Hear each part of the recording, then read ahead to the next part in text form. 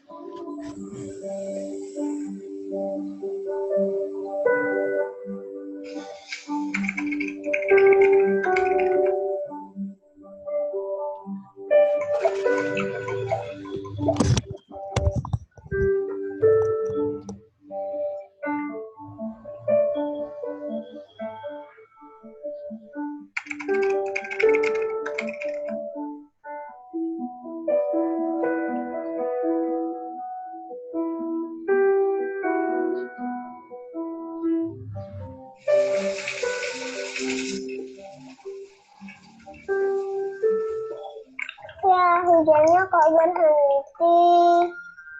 Ya Allah. Baru aja kok cukup. Apalagi buat mandi. Ya Allah, berikanlah kami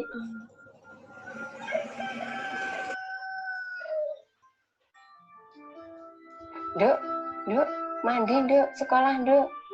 Dek, mandi sekolah. Hah? Mandi? Iya. Katanya mandi, mana airnya? Di sini kamu.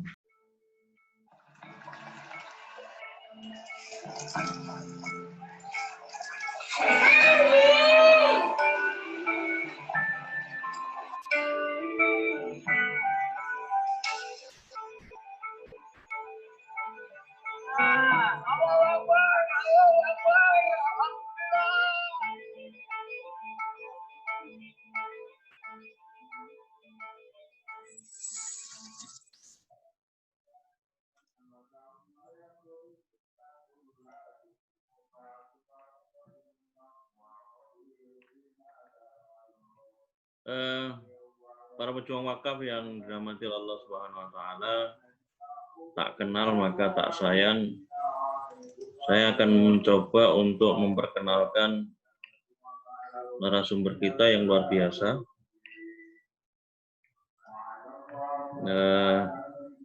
Sepintas ini yang saya bisa peroleh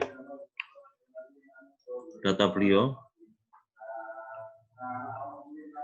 Beliau Ustadz Wendika, owner lapak ideologis dan founder Gria Al-Quran Al-Ayubi. Saya mengenal beliau sudah lama, mengenal dalam kaitan kegiatan dakwah dan kegiatan maslahat wakaf ini ya, melalui Badan Wakaf Al-Quran, jadi lumayan dekat dengan beliau. Beliau adalah mitra lapang Badan Wakaf Al-Quran. Dari saya tampilkan film video tadi, sesungguhnya adalah proyek yang ada di kawasan yang beliau pernah menjadi bagian terlibat dalam kegiatan proyek Badan Wakaf Al-Quran. Setahu saya ada Water Action for People, sarana air bersih di Dampit, Malang Selatan, dan ada motor dakwah, di mana beliau juga mengambil bagian penting dalam kegiatan proyek Dewa. Jadi beliau bukan orang yang asing dengan Badan Wakaf Al-Quran, karena beliau sudah membersamai kegiatan pengelolaan proyek-proyek Badan Wakaf Al-Quran, sekaligus juga terlibat dalam kegiatan fundraising, dalam hal ini adalah digital fundraising.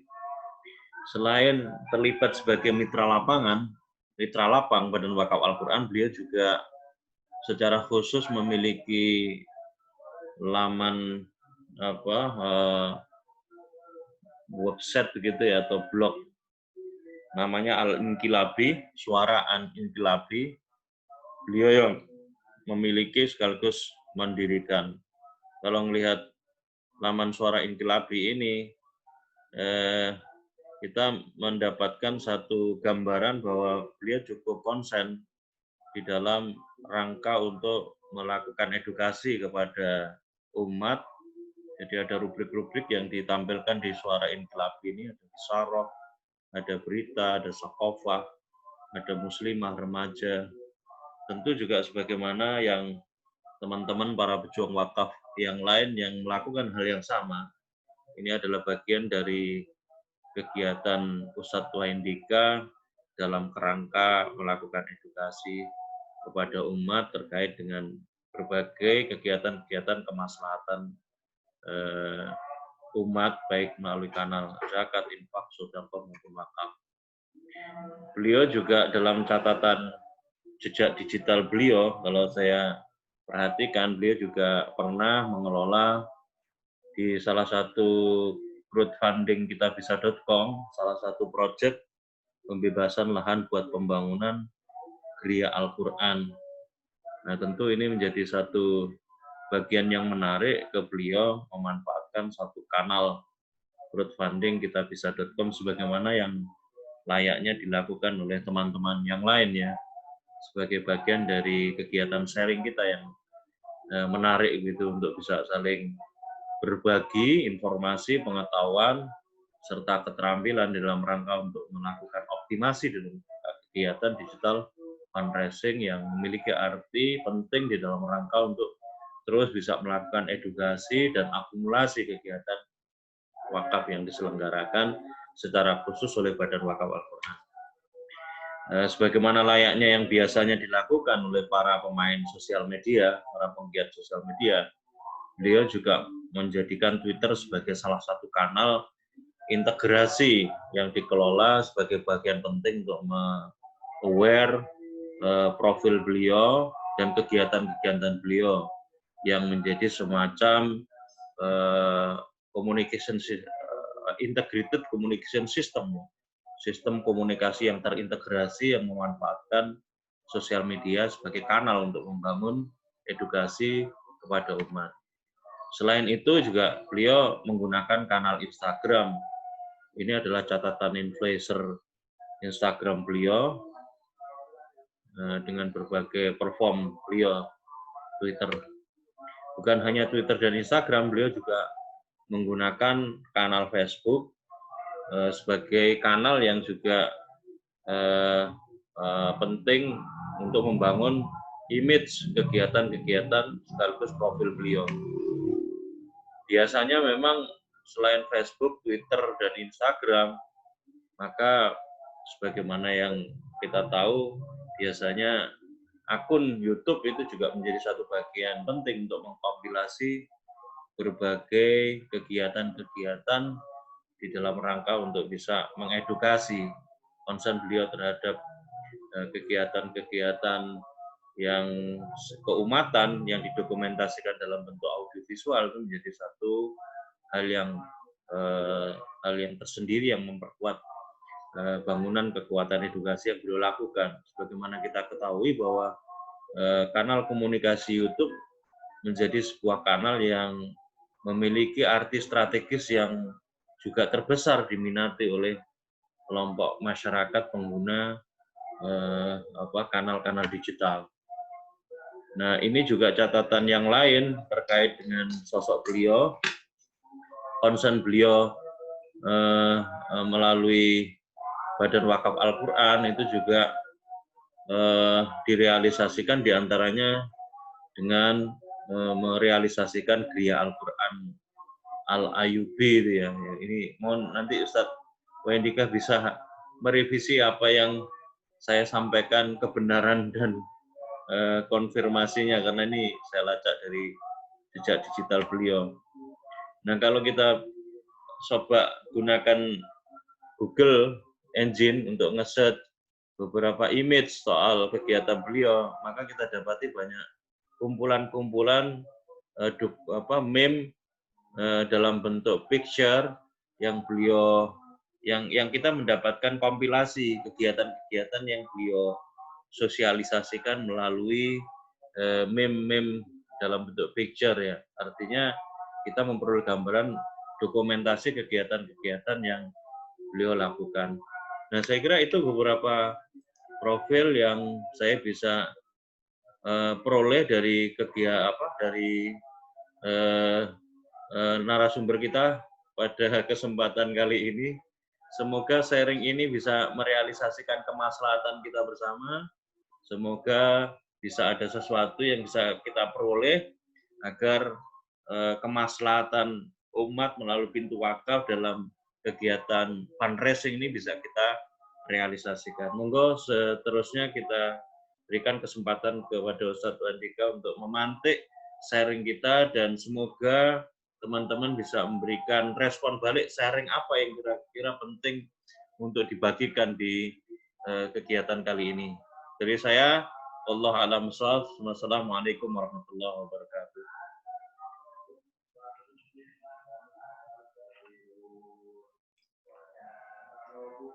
Masih unmute, Zat? Masih unmute, Zat?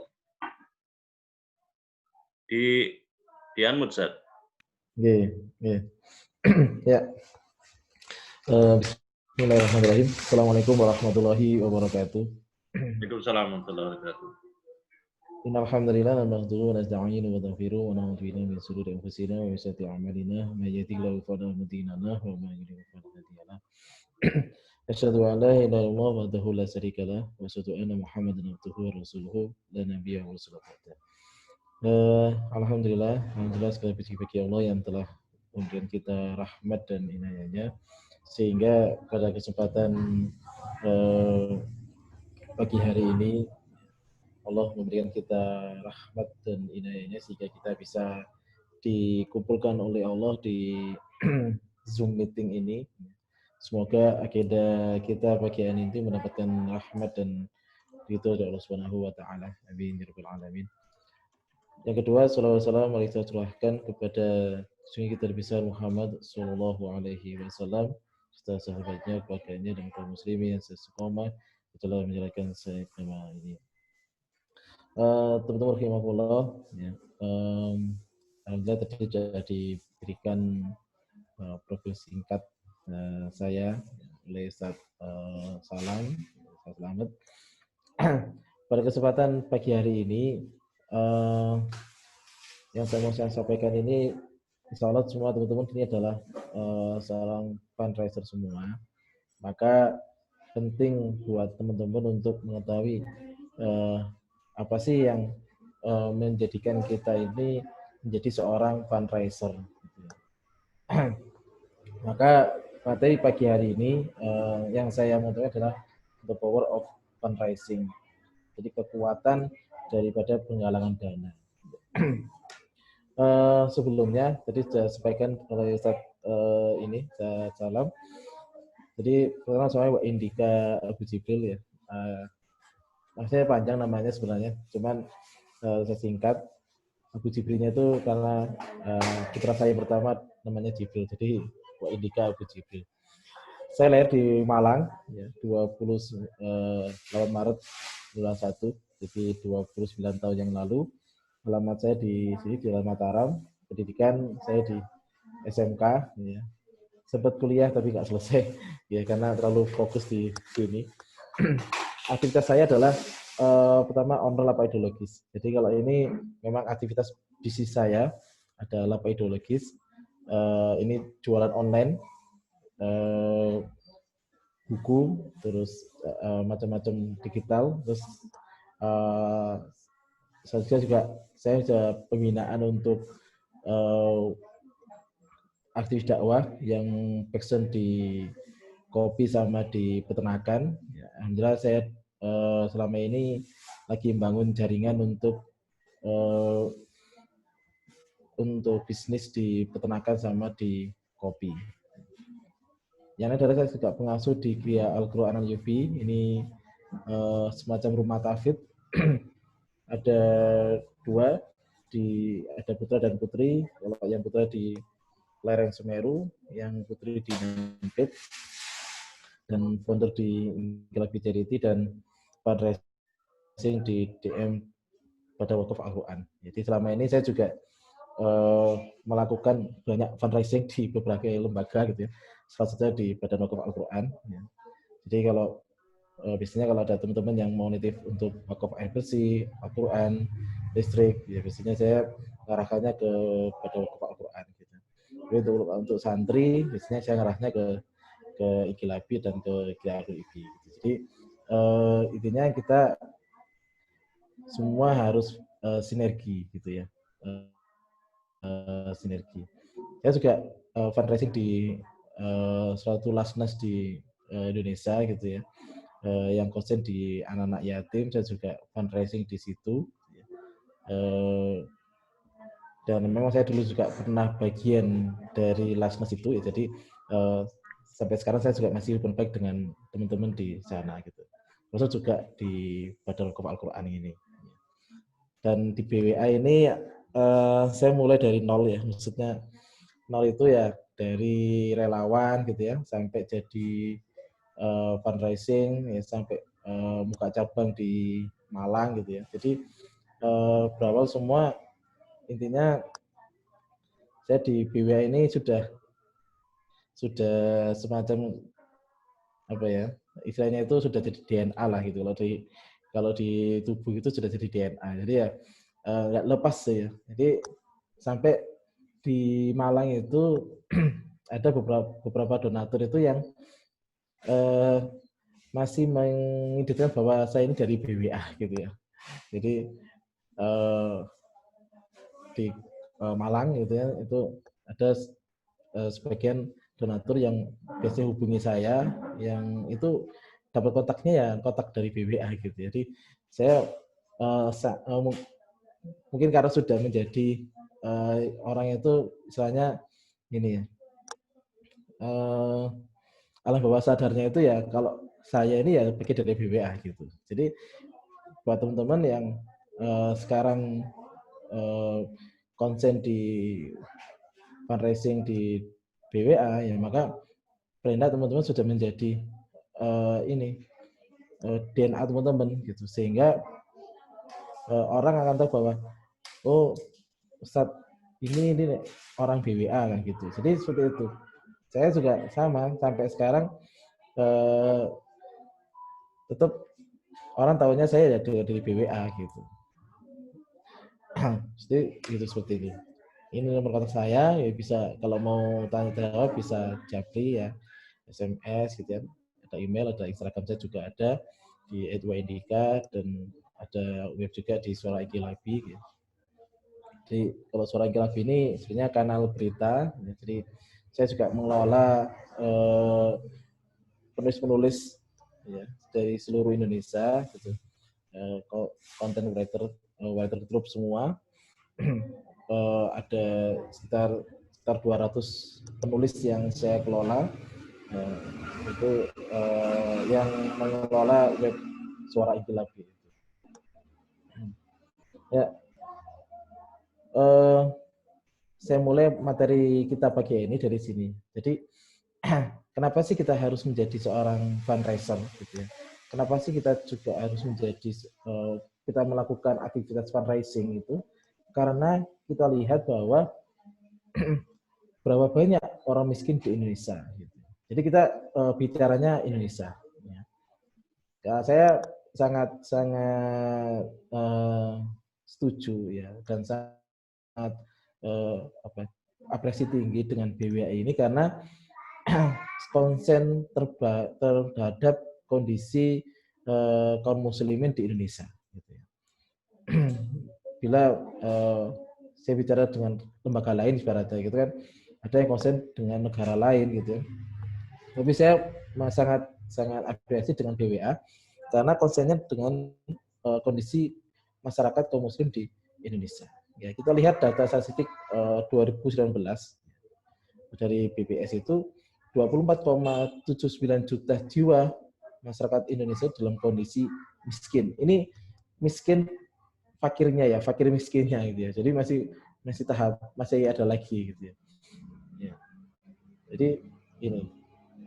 Nah, potensi wakaf ya. Ini wakaf saja ya. Potensi wakaf di Indonesia itu riset dari Badan Wakaf Indonesia ya, itu sekitar 188 triliun. Ini potensi wakaf selama 1 tahun. Kalau potensi total semuanya itu sekitar 2.000 triliun. Itu sama dengan separuhnya APBN Indonesia. Ini potensi wakaf.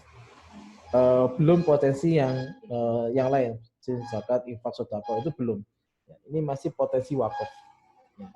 Kalau potensi sedekah atau infak itu sekitar 220 triliun. Ya, itu dalam waktu setahun. Ya. Ini potensi yang luar biasa. Kalau di BWA saya 1 tahunnya saya kurang tahu ya. Tapi masih kurang gitu. Jadi kalau misalnya di kita yang kita kelola gitu, itu masih jauh gitu.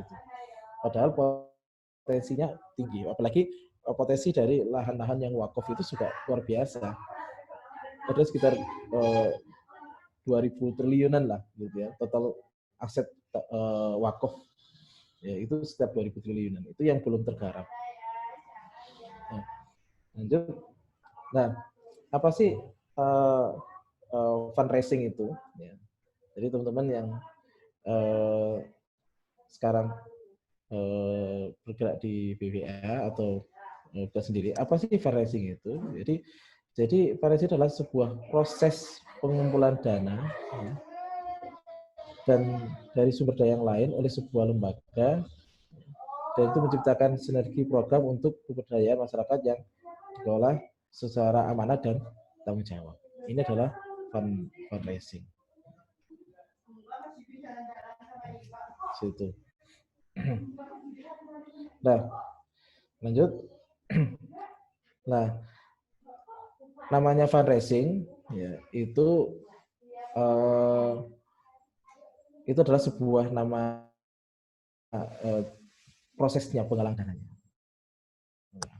Maka orang yang melakukannya, orang yang menggalangnya dinamakan dengan fundraiser.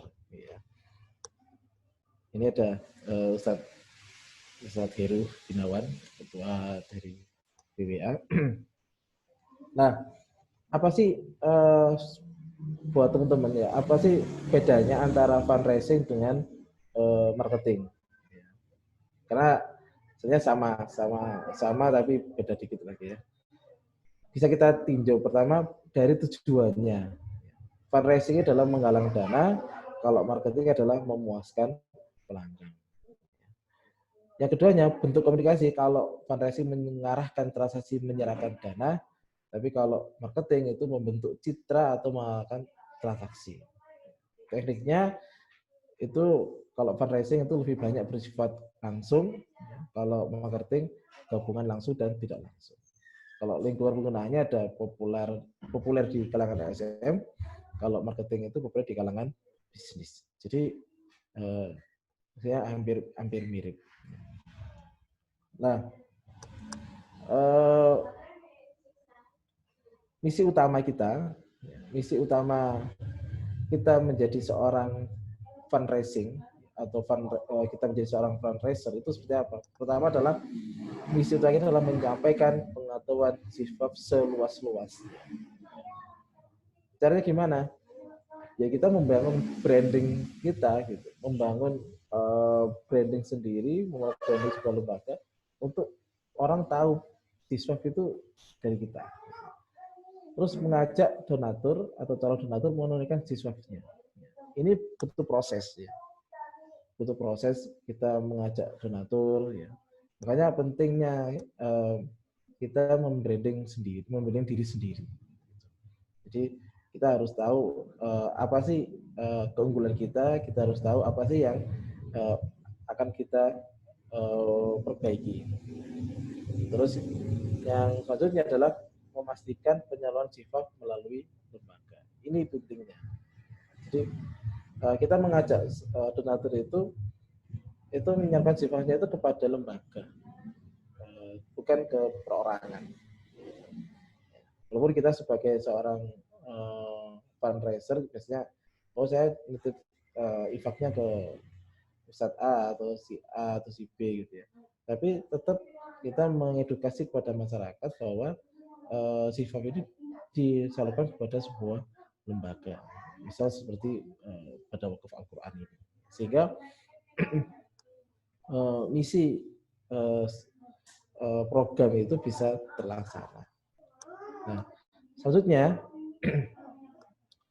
mengapa sih kita menggalang dana itu? Apa sih tujuannya itu? Pertama adalah membiayai program dan organisasi. Ini yang pertama. Yang kedua adalah menjaga keseimbangan sebuah organisasi. Ini pentingnya. Yang ketiga adalah menciptakan daya jual organisasi. Yang keempat, menampung sifat sosial masyarakat. Yang kelima, mengurangi ketergantungan. Dan enam, menjalankan perintah Allah Subhanahu wa Ta'ala. Jadi pertama ya, membiayai program ya. Jadi program itu misal kita di BWA gitu. Ada program penyaluran wakaf Quran ke Halmahera contohnya, atau ke Malang Selatan contohnya.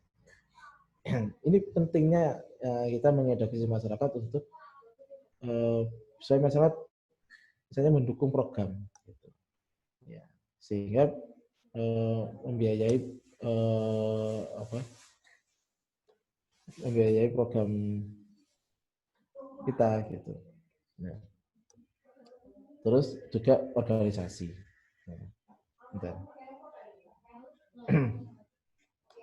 Nah, terus yang kedua adalah menjaga kesinambungan organisasi. Jadi kita sebagai seorang organisasinya BWA ya, untuk supaya organisasi ini tetap berjalan, ya, maka pentingnya kita untuk menjadi seorang fundraiser ini, supaya lembaga yang kita dirikan, lembaga yang kita kelola itu bisa eksis di tengah-tengah masyarakat. Ya, alhamdulillah BWA tahun 2005 berdiri, ya. Sekarang 2020 berarti sudah 15 tahun BWA eksis di Indonesia, ya. Itu manfaatnya luar biasa. Saya merasakan ketika di daerah gitu. Saya dari BWA itu 2010. Mulai dari relawan untuk penyalur wakaf Al-Quran itu 2010. Sangat terasa di Malang ini ya. Saya memang asli di Malang. Ya, bagaimana sebuah Al-Quran ya, yang dulu susah untuk diraih ya, untuk dicari, maksudnya orang untuk beli Quran itu kan susah ya. Sampai sekarang pun sama gitu, sampai sekarang kan sama ya. Alhamdulillah banyak musola, masjid, TPG itu yang mengajukan wakaf Quran kepada saya ya. Maka sebenarnya Quran ini sangat dibutuhkan di tengah-tengah masyarakat ya. Alhamdulillah di BWA ini luar biasa ya. Di Malang ini sudah sekitar 10.000 Al-Quran yang sudah tersebar. Ini kan menjadi program yang luar biasa gitu. Sehingga penting buat teman-teman fundraiser untuk terus mendukung program-program BWA. Bagaimana caranya? Nanti kita berikan. Nah, terus menciptakan daya jual organisasi gitu. Jadi semakin tinggi sebuah organisasi itu, maka semakin tinggi pula kelayakan sebuah organisasi. Maka pentingnya sebuah legalitas di tengah-tengah masyarakat. Teman-teman juga sama, teman-teman juga harus punya daya jual gitu sebagai seorang fundraiser gitu, sehingga orang akan percaya kepada teman-teman. Gitu. Terus yang selanjutnya adalah menampung sifat sosial masyarakat. Ini yang ya kita sebagai tempat curhat di tengah-tengah masyarakat. Terus sampai bisa menjalankan perintah Allah Subhanahu wa taala. Lanjut. Nah, jenis-jenis sedekah yang mungkin teman-teman sudah ada yang paham ya.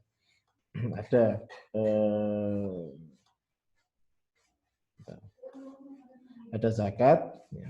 Kalau di BWA ada zakat peer to peer ya. Ini luar biasa ya.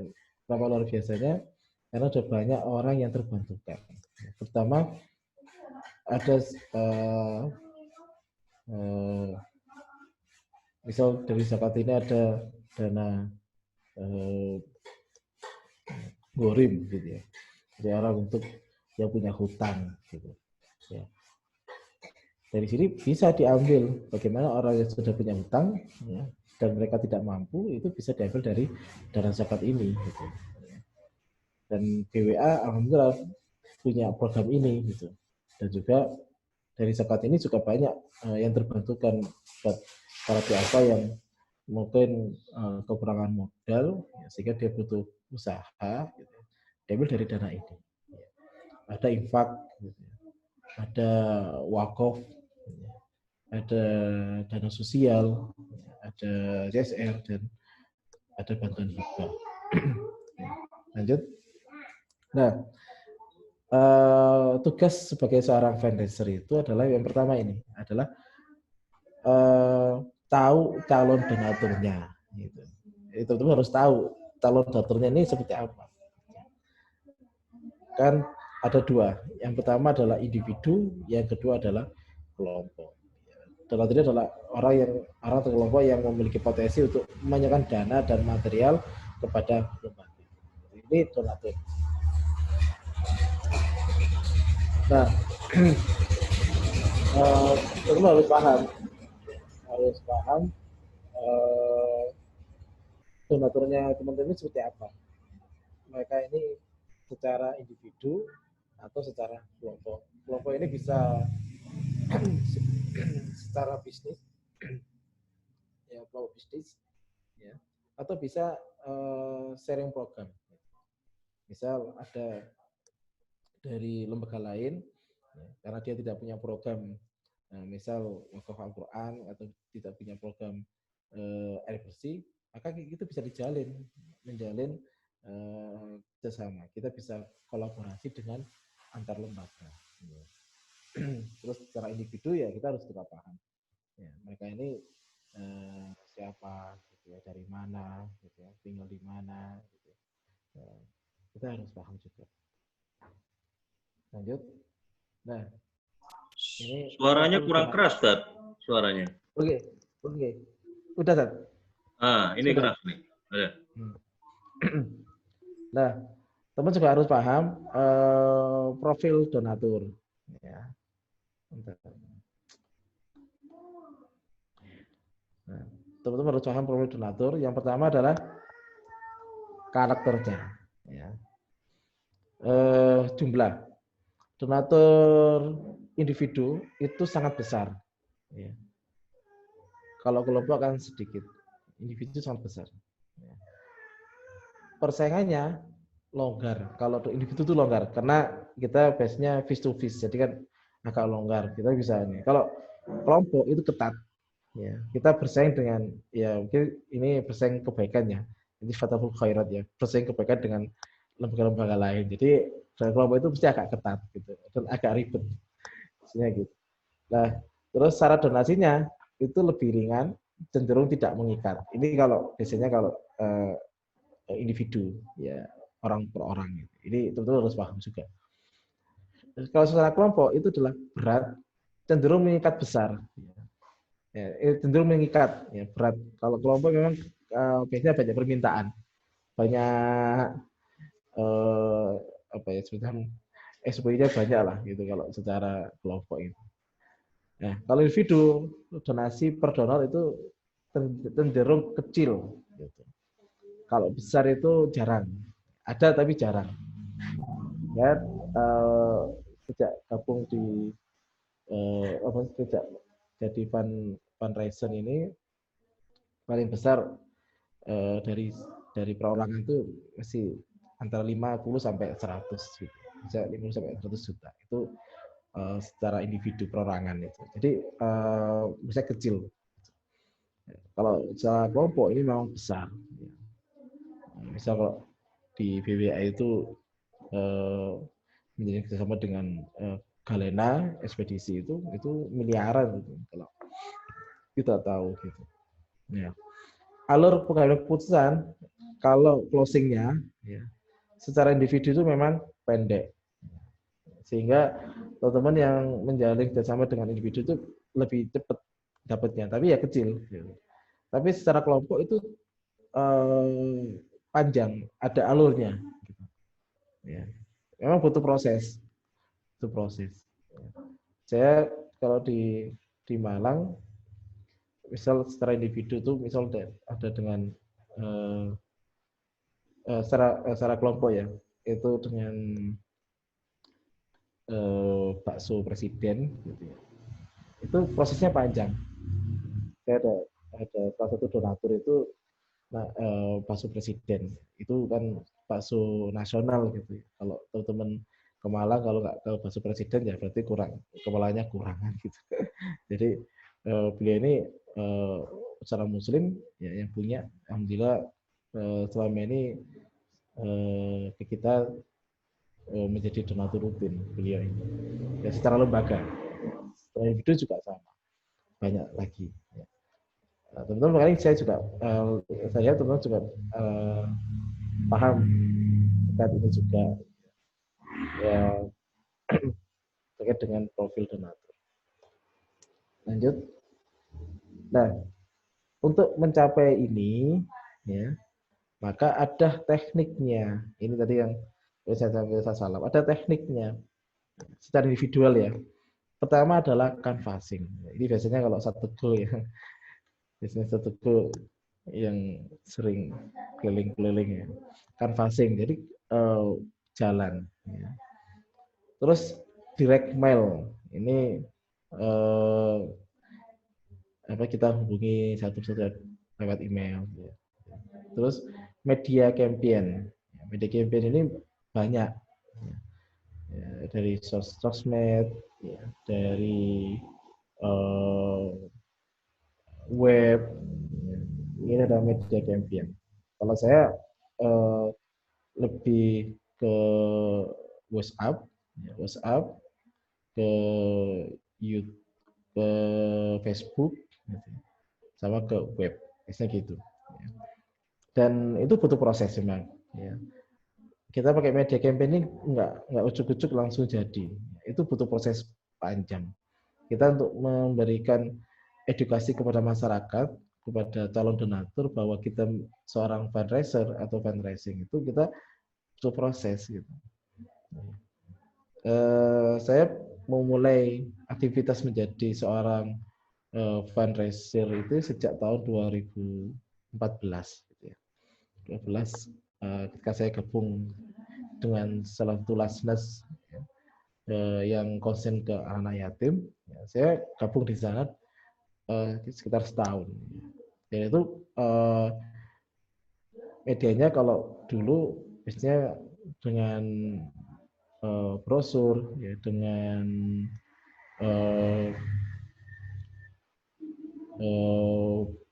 majalah, gitu ya. Dan kita door to door melakukan canvassing ini, door to door dari rumah ke rumah, dari toko ke toko, dari kantor ke kantor, gitu ya.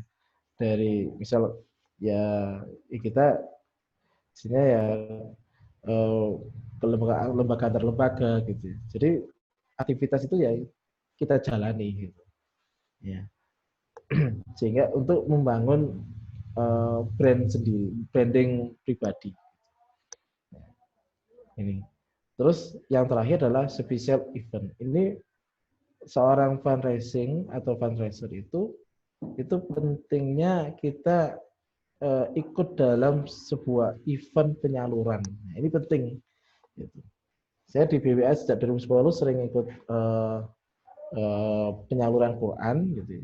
Dan itu menjadi proses kita untuk menjadi satu kesatuan dengan ini. Gitu. Ya. Dan dari BWA juga selain Quran, ya, air bersih juga pernah ikut waktu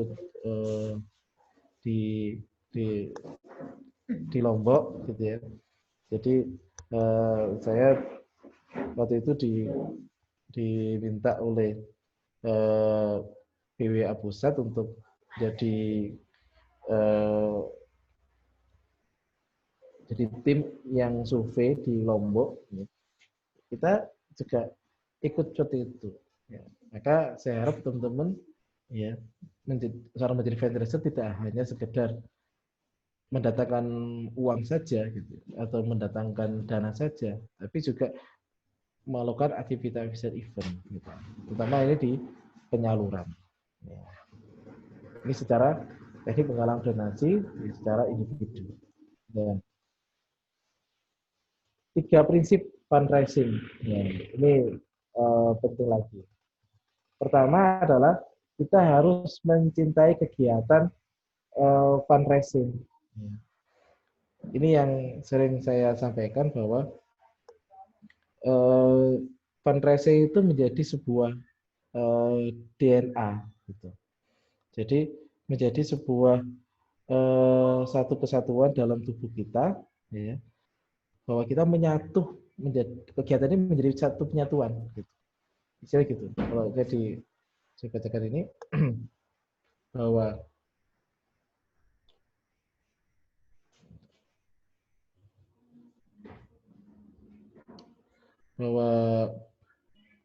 menjadi seorang fundraiser itu, jadi apapun kegiatannya itu kita mensupport terus kegiatannya, terus kita ya intinya kita harus merasa nyaman dengan pekerjaan fundraising. Gila, teman-teman menjadi seorang fundraiser tapi nggak nyaman, ya nggak dapet gitu. Atau tujuannya hanya sekedar dapatkan uang saja, enggak gitu. Jadi fundraiser itu ya harus jatuh. Misalnya kalau Kang Dewa itu ngajak donatur untuk sedekah brutal gitu katanya gitu, kita juga harus menjadi seorang yang full time dalam kegiatan fundraising. Itu pentingnya. Ya. Sehingga kita nggak akan merasa diri kita itu capek, nggak akan merasa diri kita itu susah, gitu. Karena kita sudah menjadi satu kesatuan. Nah, yang selanjutnya adalah memahami lembaga dan programnya. Ini penting lagi. Ya, ini kadang yang luput dari teman-teman biasanya adalah tidak memahami lembaga dan program. Misal dengan BWA, kita harus paham BWA itu seperti apa sih BWA itu. Lembaga BWA ini apa sih tujuannya? Apa sih visi-visinya? Itu kita harus tahu. Programnya, gitu. Ini penting juga program. Misal di WA ada 8 program, gitu. Kita harus paham ya, dari wakufnya, dari sedekah airnya, gitu ya, dari zakat peer-to-peer-nya, kemanusiaan, gitu ya. Kita harus paham, kita harus tahu, kita harus ketika orang tanya itu kita sudah bisa jawab. Apalagi kalau kita bekerjasama dengan lembaga-lembaga yang lain. Saya dengan lembaga yang saya dirikan, gitu, saya dengan via Al-Quran Yubi, itu paham dengan apa yang kita jalani, apa program-programnya. Ya, itu sehingga orang ketika orang tanya itu bisa kita jawab dengan baik, gitu. Orang percaya. Nah, terus yang terakhir adalah memiliki kepekaan terhadap keinginan donatur. Nah, ini yang penting lagi. Nah, kita harus punya perasaan peka. Ya, memang kalau di dunia fundraising ini kita memang banyak dengan kesentuh perasaan, ya. Jadi misal ada donatur itu yang mungkin ada yang sakit atau mungkin anaknya mau ujian sekolah atau mau masuk perguruan tinggi gitu. Kita harus paham, paham dan peka gitu. Ya. Dan juga biasanya kalau saya setiap hari Jumat itu biasanya saya punya koordinator itu siapa yang mau ikut doa bareng dengan santri tahfidz ya. Biasanya gitu.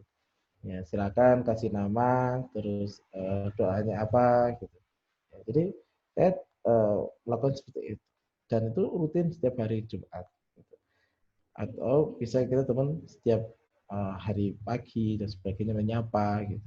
Itu penting. Sehingga donatur itu percaya dengan kita. Ya, alhamdulillah selama ini. Sama juga ya mungkin karena saya terlalu mencintai kegiatan ini ya sampai ya mengorbankan semuanya gitu. Waktu, tenaga gitu. Jadi kita kalau saya tuh gini. Memang kalau kita sudah mencintai sebuah kegiatan ini kayak uang itu maksudnya biaya dan sebagainya itu kayaknya nggak menjadi prioritas, tidak menjadi sesuatu yang kita pikirkan. Dan kita yakin bahwa setiap apa yang kita capai itu pasti ada ujungnya, pasti ada ujung kebahagiaan. Sehingga kita merasa nyaman gitu. Dulu dengan waktu jadi relawan, misalnya jadi relawan, itu kita nggak dapat apapun. Gitu. Ya, hanya dititipi, tolong salurkan ya sudah. Gitu. Kita nggak mikir nanti dapat ongkos enggak, nanti dapat biaya enggak, gitu. Kita nggak mikir. Sama ketika pengalaman pribadi ya, ketika saya diminta oleh BWA ke Lombok waktu itu, ya, itu hanya sekedar tiket pesawat PP saja gitu, dan biaya selama di sana, gitu. Maksudnya makan saja, itu pun ikut ketua kelompok. Tapi saya merasa enjoy gitu, ya. Merasa nyaman, merasa nyaman dengan kegiatan itu. Gitu. Ya, waktu itu sekitar dua minggu ya. Nah, nyaman, enjoy gitu. Bagaimana dengan di rumah? Loh, kalau di rumah ya itu urusan, kalau saya gitu, setiap keluarga kita itu sudah dijamin rezekinya oleh Allah. Gitu ya. Jadi gimana kondisi di rumah? Ya itu Allah yang mengatur. Gitu. Saya pikirnya seperti itu. Jadi kita menjadi lebih tawakal, gitu. Menjadi lebih tawakal menjadi program ini sama. Nah, ini kalau teman-teman ingin jadi seorang fundraiser sejati gitu ya. Jadi, makanya saya sering memberikan sebuah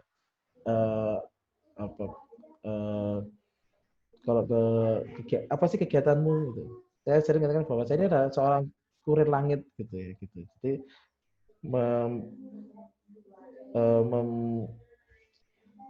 mengantarkan kebaikan ya untuk menggapai ridha Allah gitu. Sehingga seperti itu. Maka teman-teman harus yang sekarang sudah menjadi fundraising atau fundraiser ya seperti ini aktivitasnya gitu. Jadi kita tidak hanya sekedar untuk mendapatkan uang saja gitu. Seperti itu. Nah, lanjut. Nah, syarat untuk menjadi seorang fundraiser keren itu yang pertama ini semangat juang dan kegigihan. Wah, ini penting. Kita harus punya semangat ya, juang. Ya tadi yang saya katakan nggak ada capeknya. Gitu. Gigih. Ya. Yang kedua adalah kompetensi dan keahlian. Kita harus punya komunikasi yang baik, public speaking yang baik. Maka teman-teman harus belajar ini. Ya. Tidak hanya sekedar hanya apa yang kita, saya cuma bisa ya ini ya, itu enggak, harus bisa punya lebih. Terus kemampuan membuat presentasi. Ya. Ini Ini penting lagi. Terus kemampuan memahami karakter donatur. Nah, ini juga tentu harus dicatat. Kemampuan negosiasi. Terus menguasai informasi terbaru. Ini penting. Kita harus sebagai seorang fundraiser keren itu ya harus mempunyai kompetensi dan keahlian sehingga kita akan terus terupdate diri kita. Ya. Misal kita menguasai Facebook Ad ibaratnya. Ya. Maka tidak hanya sekedar itu, kita harus menguasai yang lain juga. Ya. Sehingga ketika ada satu masalah, ya itu kita bisa cepat memahami. Saya pengalaman di Lasnas sebelumnya, ya, yang konsen kanal yatim itu banyak fundraisernya, banyak sebenarnya kalau di sana ada namanya Cisco gitu ya, zakat konsultan, apa namanya, yang bagian marketingnya itu namanya Cisco. Itu kebanyakan mereka hanya tidak bisa menguasai informasi terbaru dan keahliannya gitu, sehingga ketika masa pandemi seperti ini gitu, banyak las itu yang para marketingnya atau para fundraisernya itu ini tidak bisa bergerak gitu. Karena yang biasanya door to door ke rumah-rumah ya mereka menghubungi donaturnya tidak bisa dilakukan, sehingga kompetisinya turun gitu ya gitu. Nah, kita sebagai seorang fundraiser itu harus paham. Saya dalam masa pandemi ini alhamdulillah tidak berkurang gitu, malah menambah. Alhamdulillah selama pandemi ini saya tidak apa yang saya lakukan selama 1 bulan itu tidak berkurang, malah nambah gitu. Ya. Dana yang bisa saya kumpulkan itu bisa nambah, bahkan bisa ke yang lain. Ya. Itu karena kita memahami kondisi. Ya. Misal ketika pandemi ini kan informasinya bisa mulai bulan Desember Januari kan sudah ada informasi terkait dengan corona itu pandemi.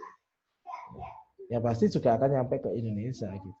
Ya, maka kita sebenarnya dari situ sudah tahu apa yang harus kita lakukan. Misal harus dengan online, misal seperti itu. Ya. Jadi kemampuan kita, ya, kekuasaan informasi itu yang terbaru itu harus tahu. Ya. Misal teman-teman sekarang ini bulan Agustus gitu. Ini apa yang akan menjadi program? Nah, gitu. Ya. Yang akan kita tawarkan kepada donatur itu apa? Itu kita harus paham juga. Ya.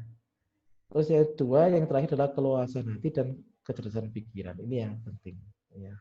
Jadi berpikir yang cerdas itu seperti apa sih? Nah, itu saya sudah banyak pelajarinya. Terus yang ini selanjutnya adalah kita sebagai seorang fundraiser itu juga harus tahu tantangan fundraising. Tantangan fundraising itu apa aja? Yang pertama adalah perkembangan masyarakat. Masyarakat kita ini semakin hari kan semakin berkembang. Maka proses fundraising ini terus bisa mengikuti kehendak di masyarakat. Misal sekarang masyarakat lebih banyak di online gitu ya, maka kita harus juga bisa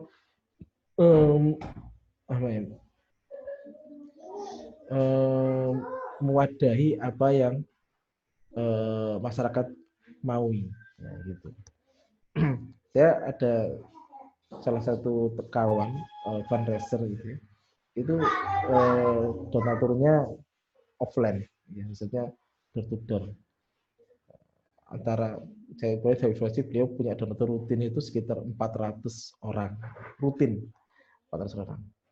Tetapi karena bermainnya hanya di offline tidak di online, ya, maka kalah dengan para fundraiser yang bermain online. Ya. Saya punya tim online itu sama dengan offline yang 400, padahal donaturnya nggak banyak gitu, nggak sampai 100 gitu. Tapi karena bermain di online gitu ya. Jadi hasil yang didapatkan itu sama dengan yang tadi bermain di offline gitu. Ya. Jadi bisa jadi seperti itu. Maka kita harus harus tahu perkembangan masyarakat. Terus kompetensi penggalang dana. Nah ini juga kita harus kompetisi biasanya kita kan selama ini sudah banyak lembaga-lembaga jelas yang berdiri itu banyak sekali. Bagaimana kita bisa berkompetensi penggalangan dananya. Ya. Makanya butuhnya kolaborasi. Misal dengan saya sering dengan kitabisa.com itu mereka padahal hanya concern di online saja gitu, concern fokus di online itu luar biasa gitu. Yang mereka lakukan gitu. Ada juga lagi yang terbaru itu ada namanya yang dari Bandung itu Mandiri, Insan Mandiri apa namanya itu mereka hanya sekitar 20 orang kalau nggak salah. Itu luar biasa. Pengalamannya luar biasa mereka ini. Padahal mereka hanya konsen dalam satu tempat. Mereka konsen di NTT. Ya, tapi mereka luar biasa ininya. Pengalamannya itu. Ya. Dan juga yang terakhir adalah pengembangan solusi fundraising dalam jangka panjang. Ini juga kita harus paham juga. Ya, bagaimana tahun depan, 5 tahun ke depan itu seperti kondisi fundraising kita juga harus mungkin kemarin sudah pernah disampaikan oleh pemateri bisa Ustadz Pompi atau apa itu juga pengembang jangka panjang untuk fundraising ini seperti itu. Ya. Misal saya sebagai contoh aja ini flashback ya. Salah satu pesantren yatim ya mungkin yang teman-teman yang sudah pernah ke sana ya punya Ustadz Sandi Nopiandi ya beliau membangun pesantren yatim itu enggak ujuk-ujuk jadi gitu ya prosesnya kata beliau sekitar 6 tahun beliau untuk mendirikan itu ya. Ya. Itu makanya butuh tadi bagaimana jangka panjang solusi financingnya itu ya.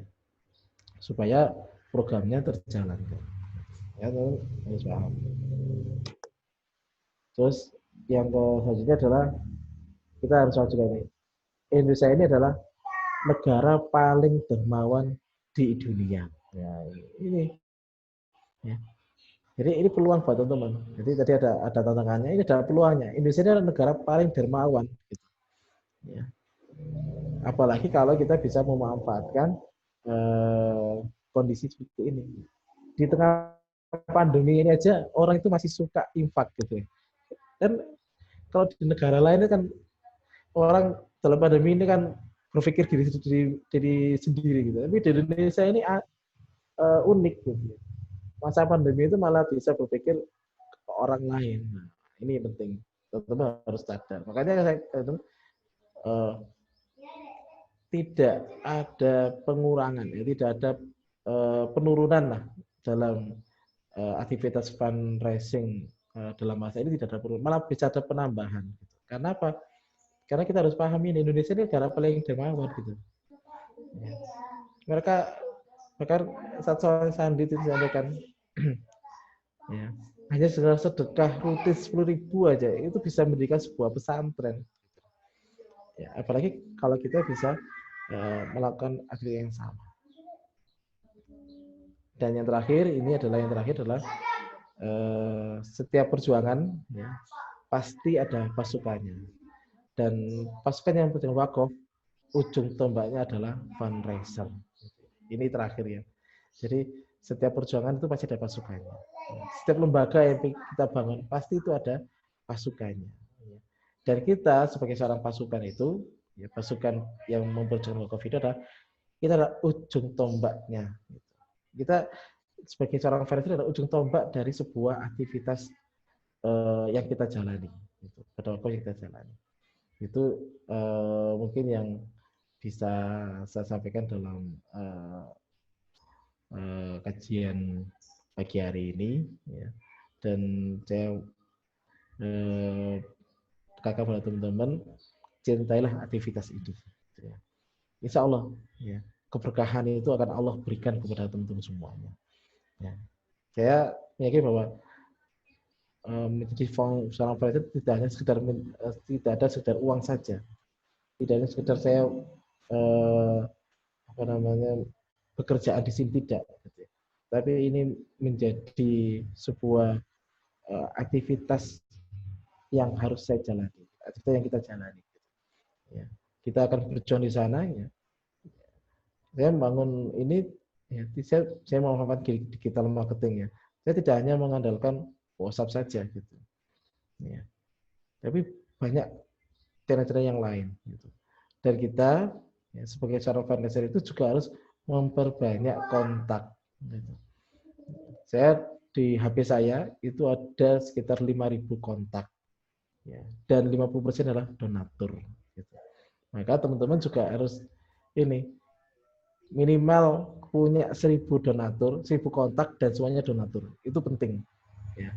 Jadi saya ingin teman-teman bahwa teman-teman harus punya minimal itu 1.000 kontak dan semuanya donatur. Itu harus punya. Ya. Karena apa? Dari situlah kita itu bisa memudahkan akses kita. Gitu. Misal sekali status, ya, misalnya kita status wakaf Quran, ya, itu cepat. Orang akan respect. Ya. Kita akan bangun jaringan di situ. Gitu. Misal di WhatsApp, ya, di kontak atau di Facebook juga sama. Gitu. Nah, ya, itu mungkin yang bisa saya sebutkan. Mungkin nanti bisa sharing-sharing ke monggo saya sharing ke jenengan.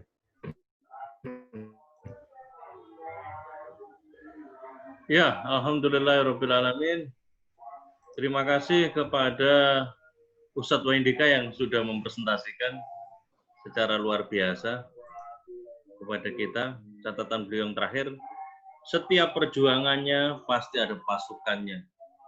Dan pasukan yang memperjuangkan wakaf, ujung tombaknya adalah fundraiser. Pertanyaannya, bagaimana menjadikan fundraising ini menjadi satu kesatuan tidak terpisah. Jadi beliau sampaikan bahwa kita harus mencintai kegiatan fundraising ini dan menjadikan fundraising sebagai DNA kita. Luar biasa sekali dia ini. Nah, ini ternyata dibalik hikmah daya tahan beliau sejak tahun 2010 saja. 2010 beliau terus konsen dalam kegiatan fundraising dengan merealisasikan beberapa proyek yang beliau create maupun ikut terlibat dalam melakukan edukasi dan akumulasi dalam kerangka fundraising bersama Badan Wakaf Al-Quran. Jadi ini adalah sebuah sikap mental yang menurut saya penting sebagai fondasi untuk membangun kultur fundraising bagi seorang fundraiser. Dengan begitu, ya dia menjadikan kegiatan fundraising ini sebagai bi'ah dan hal yang dominan di dalam kehidupannya. Ini luar biasa sekali. Dan saya kira kalau bicara soal sosok Ustadz Waindika, ya bukan hanya kegiatan amal sosial yang beliau lakukan, juga kegiatan dakwah yang menjadi satu kesatuan tidak terpisah. Sebelum saya kasih kesempatan kepada teman-teman untuk bisa sharing, ya ini karena sharing ini tidak ada up to down begitu ya, tidak ada yang tinggi, tidak ada yang rendah, ini egaliter aja. Jadi forum ini memang dimaksud sebagai sebuah berbagi tahadus binikmah, berbagi informasi, apa yang kira-kira penting untuk kita lakukan dalam rangka untuk memperkuat kegiatan fundraising, untuk mengoptimasi, untuk mendinamisasi kegiatan-kegiatan fundraising. Karena saya kira teman-teman itu di antara kita, termasuk Ustadz Waindika, pasti akan punya pengalaman unik masing-masing, punya kekhasan masing-masing. Nah, di antara panjenengan semuanya menurut saya juga memiliki pengalaman yang menurut saya tinggal bagaimana kita bisa sharing gitu loh di antara kita. Sementara mungkin yang sekarang ini lagi dikeler, bahasa saya dikeler, untuk banyak sharing adalah Ustadz Nasruddin dari cabang Surabaya. Tapi saya dulu ingat waktu tahun 2018 itu 100 juta pertama ini Ustadz Wandika ini. 100 juta pertama yang memperoleh memperoleh revenue. Beliau ini belum rame-rame digital fundraising pada masa pandemi, jauh-jauh hari sebelumnya ketika Badan Wakaf Al-Quran mencoba meng-create saluran digital fundraising ini sebagai sebuah kanal yang diharapkan bisa memberikan kontribusi besar terhadap kegiatan fundraising Badan Wakaf Al-Quran. Nah, beliau orang diantaranya yang cukup masif untuk melakukan kanal digital fundraising yang dulu bahasanya itu DM ya saja, digital marketing gitu ya. Sekarang nomenklaturnya jadi digital fundraising. Sehingga di Badan Wakaf Al-Quran di pusat itu ada Head of Digital Fundraising yang sekarang diampu oleh Ustadz Darminto itu. Nah, saya kira tadi ya paparan Ustadz Indika tadi cukup strategis ya. Pertama, ceruk potensi wakaf yang ada di Indonesia itu tadi triliunan. Sementara mungkin kalau kita bicara yang sudah berhasil diakumulasi, katakanlah misalnya kalau per bulan itu oleh Badan Wakaf Al-Quran 5M misalnya, per bulan ya, 5M kali 12 itu baru di angka 60M dari sekian triliun. Dari sekian triliun. Ada satu triliun nggak ada. Iya.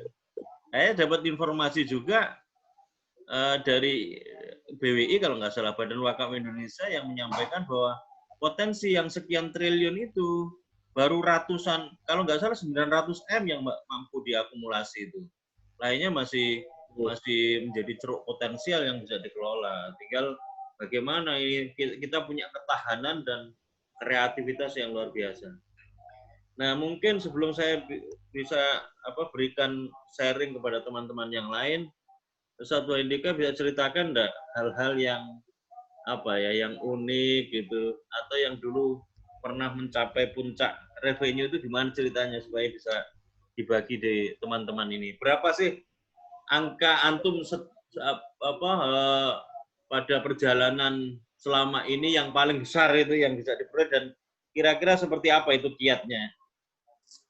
Dan bagaimana itu menyikapi fluktuasinya revenue yang diperoleh itu?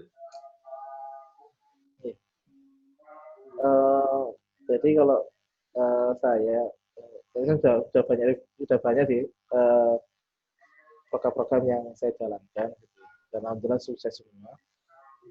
Cuman menjadi catatan itu menjadi berkesan buat saya yang selama ini menjadi seorang digital marketing di fundraiser itu adalah ketika dulu di bantu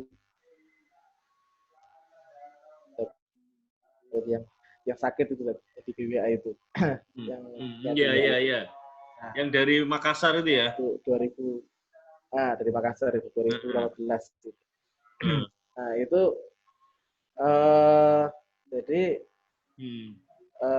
itu menjadi review terbaik menurut saya ya. Maksudnya selama itu saya sudah sering sudah sering mencapai lah gitu ya. Tapi yang menjadi yang berkesan itu ketika menggalang itu Konita ya. Meski pada akhirnya meninggal ya anak itu ya? Iya, itu 3 bulan itu ya. Alhamdulillah itu kan yang menjadikan dulu selama 2 minggu itu dapat 50-60 juta waktu itu ya. Itu kan data terbaik, catatan saya yang terbaik, maksudnya terbaik yang di awal gitu, bukan yang sekarang gitu. Yang awal itu ya itu. Dan itu yang berkesan gitu ya, bahwa kemampuan kita di digital marketing rupanya luar biasa. Ya. Apa yang saya lakukan waktu itu? Saya pertama adalah selain broadcast tiap hari, update di status WA, saya juga komunikasi dengan pihak sana, gitu. Komunikasi dengan perawat pasien ya? yang keluarga pasien gitu. Itu pengasuh di di Solo waktu itu Solo, pengasuhnya Ustaz IDM. Fudoli ya, Nah, Ustaz Fudoli ya. ya, Fadli. Yang ininya, yang akhwatnya, yang dampingi beliaunya itu. Jadi update tiap hari,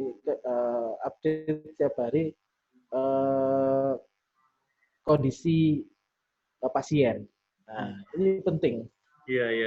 Jadi teman-teman yang sekarang kita fokusnya ke Quran gitu ya. Misal saya sekarang fokus misal wakaf Al-Quran ke satu TPA atau TPQ atau wilayah. Kita concern di situ, fokus ya. Tiap hari update, kelorehannya update. Makanya saya harap misalnya dari wakaf Al-Quran sekarang arahnya ke mana arahnya ya? Saya lupa. Konsennya ke Kalimantan atau kemana sekarang konsennya sekarang? Nah, itu tentu harus update gitu. Harus update informasi. Maka teman-teman di pusat BWA ya, yang teman-teman bagian ini harus sering update kondisinya. Ya, Qurannya dapat berapa, harus dapat. Ini jadi kunci kita untuk mempercepat pertumbuhan. Misal situ. Atau ya, kita ada program air bersih yang kemarin sudah dimulai, Ustaz. Kemarin sudah dimulai itu update via Zoom untuk perkembangan informasi penanganan bencana banjir di Masamba itu. Kemarin itu. Oh ya. Nah, itu berarti Masamba juga model baru yang bisa dilakukan dalam rangka untuk update laporan kegiatan project itu salah satunya. Ya. Maksudnya itu, jadi ada update harian, misalnya gitu. Kalau saya ada update harian. Kalau dulu kan agak susah ya. Kalau dulu awal-awal kita di BM itu agak susah karena informasinya nggak nyampe gitu. Tapi kalau sekarang saya sarankan untuk update. Gitu. Misal beberapa bulan lalu pandemi gitu ya, itu update terus. Gitu. Update pasiennya, update-nya kita APD-nya berapa, itu update terus. Sehingga orang akan paham. Nah, sekarang orang lihatnya itu di sosmed. Ya. Maka saya sarankan tadi ya, kenapa kita harus punya 1000 kontak dan itu semuanya donatur? Karena supaya orang akan suka, karena orang itu sekarang suka buka ini WA status gitu, WA status atau di Facebook yang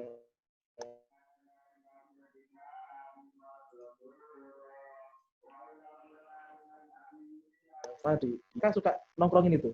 Jadi saya harap teman-teman bisa konsen di sana. Ya, misal di WA pun juga kita harus bisa update informasi. Misal sekarang alhamdulillah sudah ada saya sekarang menggunakan fasilitas WeGrab gitu. Ini yang didirikan seorang muslim yang luar biasa konsennya beliau dalam dakwah. Ya, beliau membuat sebuah aplikasi WeGrab di Google Chrome-nya. Ini bisa kita manfaatkan. Jadi kalau saya semua lini jaringan itu saya manfaatin semua. Dan ada kepuasan ya, dan ada kepuasan karena bisa nolong orang ya. Itu ya. Nah, itu kepuasan itu yang tidak bisa dibuat kata-kata gitu. Jadi kalau kita lihat ini, alhamdulillah kan itu walaupun kita mungkin tidak posisi seperti itu luar biasa. Misal contoh, kalau saya kan ketika punya salah satu santri yang alhamdulillah bisa kita biayai untuk kuliah di Mesir gitu, di Al-Azhar, kita biaya beliau belajar dan sebagainya, itu kan luar biasa gitu. Pahalanya kan insya Allah kita dapatkan, mungkin kita nggak belajar di sana kan gitu. Maksudnya kan seperti itu. Harapannya ya, ini ada yang raise hand, Zat. Bisa kita monggo. Bisa kita kasih kesempatan beliau, Ustaz Ferry Triatmo dari Karawang. Monggo, Ustaz. Bisa disampaikan apa kira-kira respon sharingnya, Ustaz? Mungkin ada sharing yang penting untuk disampaikan. Ustaz Ferry belum di-unmute, Ustaz. Ustaz Ferry belum di-unmute anunya. Di-unmute, Ustaz. Silakan di-unmute. Nggak bisa. Oh ya, saya. Ya, assalamualaikum Ustaz. Waalaikumsalam warahmatullahi wabarakatuh. Assalamualaikum. Ini perkenalkan, nama saya Ferry dari Kerawang, Ustaz. Ini tadi kan ngomong-ngomong tentang kontak nomor HP itu kan, kita harus save itu kan sekitar 1.000. Nah, kebetulan kalau saya udah 7.000, 7.100, cuman HP-nya jadi blank gitu kan. Jadi ya belum donatur semua, itu nomor saya save semua itu loh. Nomor di WA. Nah, apakah kita harus memisahkan antara nomor pribadi dengan nomor buat fundraising atau tetap nomor pribadi buat fundraising gitu? Masalahnya ya emang campuran itu loh. Kalau saya sendiri masih kalau kontak udah sekitar 7.200-an lah. Alhamdulillah. Ya. Ya itu aja Ustaz sih. Ferry. Ya itu aja. Iya, ya. Oke, sebelum nanti kita kasih ke 2 cabang yang 2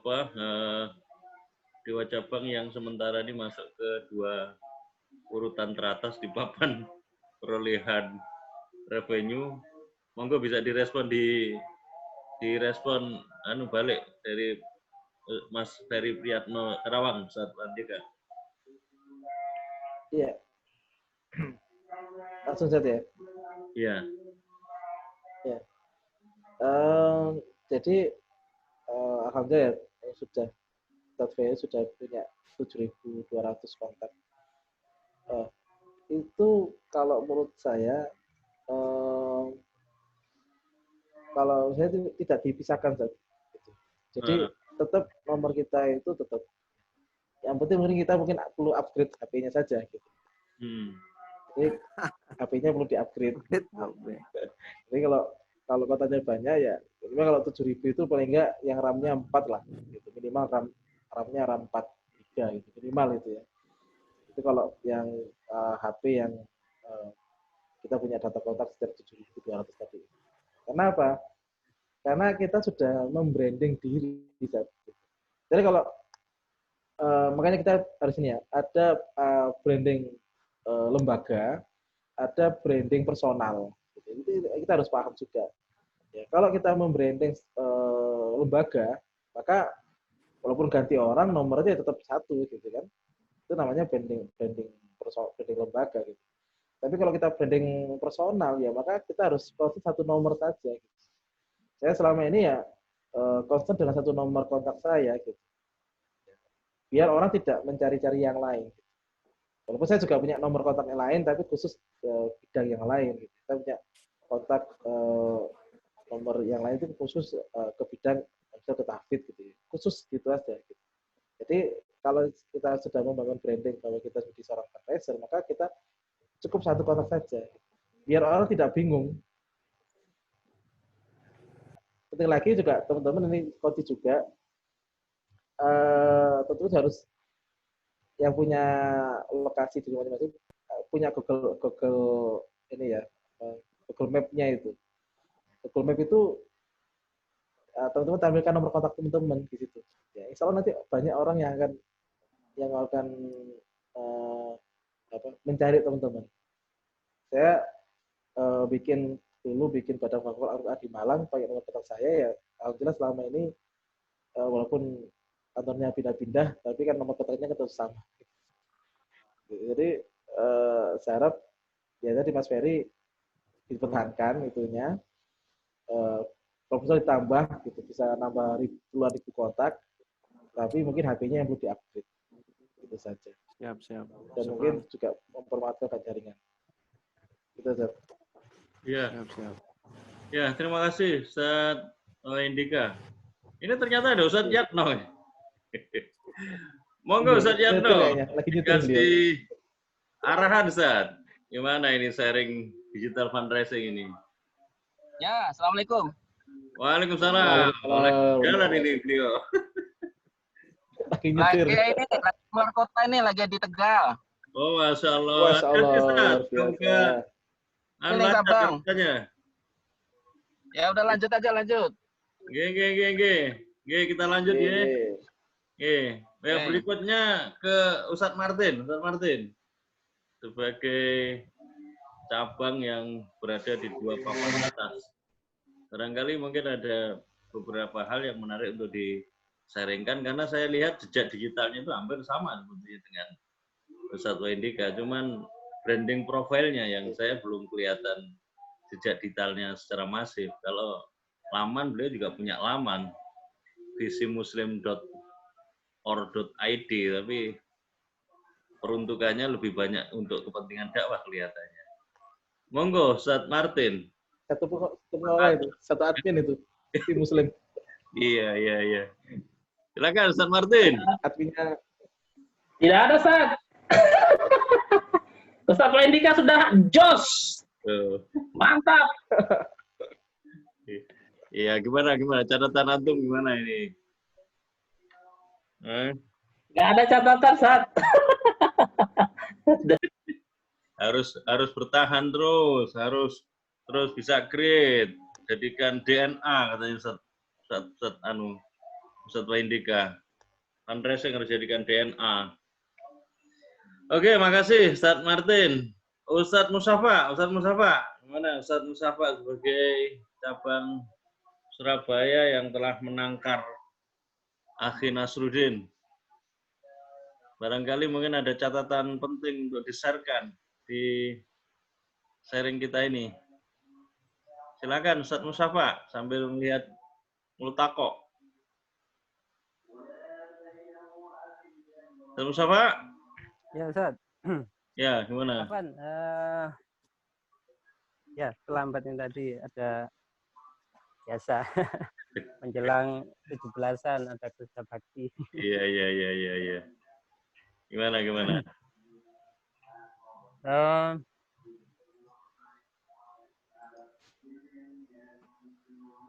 Ya, monggo dilanjut aja, Ustaz.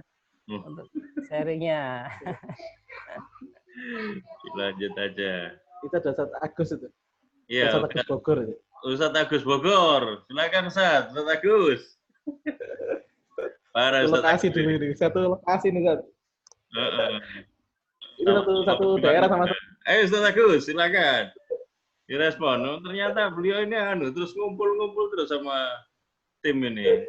Terus beliau ini konsolidasi terus pokoknya. Ayo Ustadz Ustadz Agus. Agus ini satu daerah. Satu daerah ini di Bogor. Oh, Ustadz Agus. Nggih. Assalamualaikum warahmatullahi wabarakatuh. Assalamualaikum. Warahmatullahi wabarakatuh.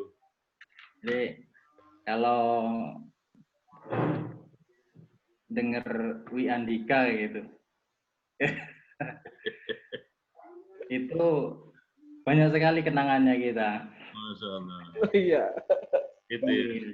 Jadi saya mempertemukan orang yang punya kenangan banyak ya.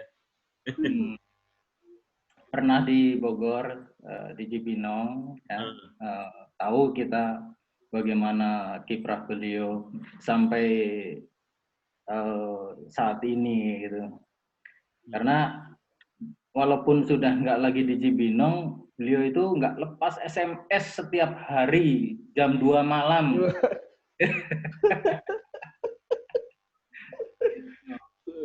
Jadi itulah aktivitas beliau. Jadi setiap malam jam 1, kadang jam 2, kadang subuh kayak gitu.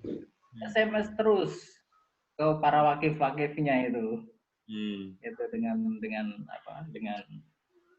WA-nya itu. Jadi subhanallah, jadi memang benar-benar pejuang wakaf kayak gitu. Makanya wajar tadi sampai sebegitu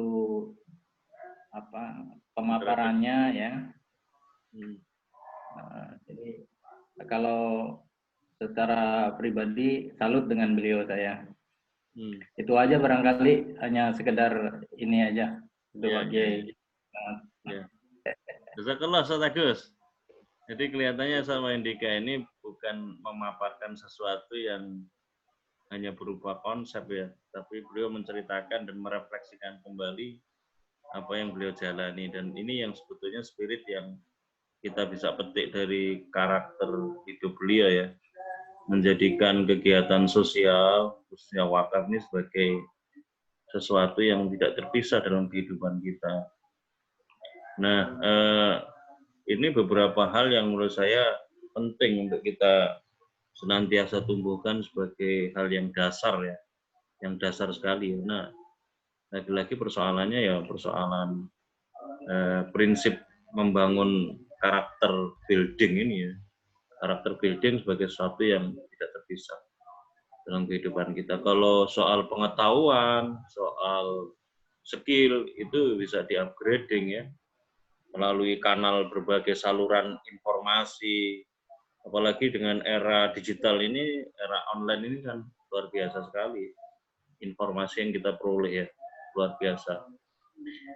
Teman-teman, masih saya buka kesempatan untuk bisa barangkali mungkin ada sharing informasi atau sharing apa gitu.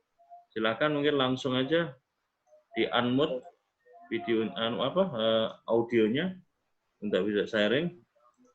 Madiun, Ustaz. Nggih, Madiun, monggo. Ustaz Agung. Nggih, Ustaz. Nggih. Assalamualaikum warahmatullahi wabarakatuh. Waalaikumsalam warahmatullahi wabarakatuh. Iya. Untuk cerita sedikit ya. Jadi kalau Madiun kan kami cabang baru ya, 1 tahun ini ikut kegiatan BWA dan wakifnya juga belum banyak. Itu saya ya hanya punya nomor itu sekitar 1.200-an kontak, itu pun saya bagi dengan teman-teman yang lain.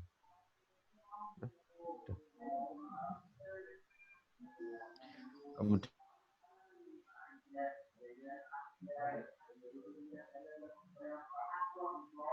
halo, Ustaz, terhenti, Ustaz. Ustaz Agung. Wah, terpental Ustaz Agung ini. Afan terputus. Oh iya, enggak Ustaz, terus enggak. Ya, ini mencoba cari nomor kontak yang baru ya dari beberapa grup. Cuman hasilnya itu kan masih ya yang baru, artinya kita belum kenal sama sekali, itu memang belum ada yang closing gitu. Nah, mungkin ada kiat-kiat dari Ustadz Pak Indika terkait dengan bagaimana mengawali komunikasi dengan wakif baru, kemudian sampai bina hubungan baik, terus sampai closing. Nah, itu apa saja yang perlu kami lakukan gitu. Mungkin bisa diceritakan. Itu saja. Nggih, monggo Ustadz Andika di live langsung apa yang disampaikan Ustadz Agung sebagai cabang yang baru.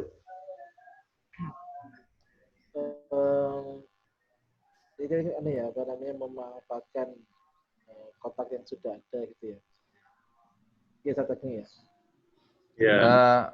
Kontak baru, Tat. Kalau kontak yang kita sudah punya itu atau sudah pernah wakaf kan, kita sudah coba dan alhamdulillah beberapa sudah mulai closing. Dari 1.200 kontak itu ya sekitar 50-an lah yang closing.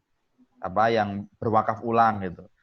Memang yang lainnya belum, gitu. Itu juga jadi PR kami. Nah, yang kami tanyakan terutama yang kita itu dapat kontak baru. Mungkin dari grup yang kita ikuti ataupun dari yang lain. Nah, kita kan tidak kenal tuh sama dia.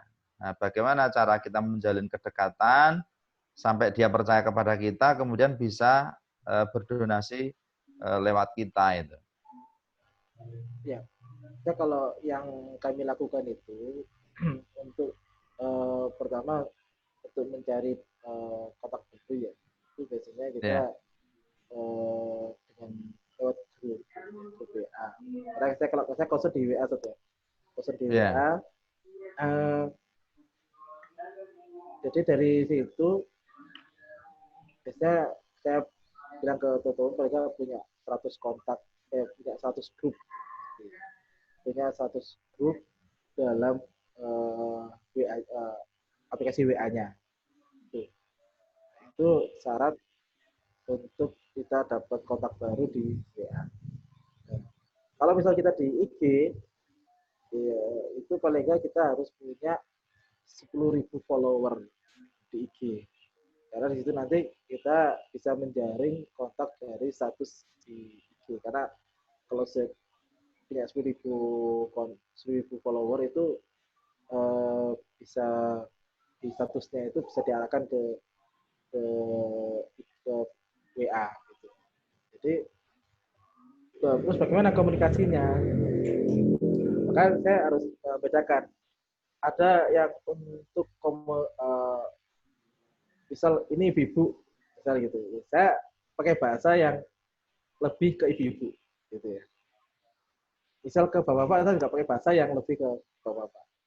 Ke pemuda, remaja atau ke statusnya masih muda lah gitu ya, sebelum nikah itu ada komunikasi yang lain. Maka nanti ini penting kita harus paham karakteristik donatur itu kita harus paham. Ini donaturnya seperti apa gitu. Sama donaturnya ini misal ibu-ibu itu ibu-ibu yang misal dia perasaannya gimana, kita harus sering belajar.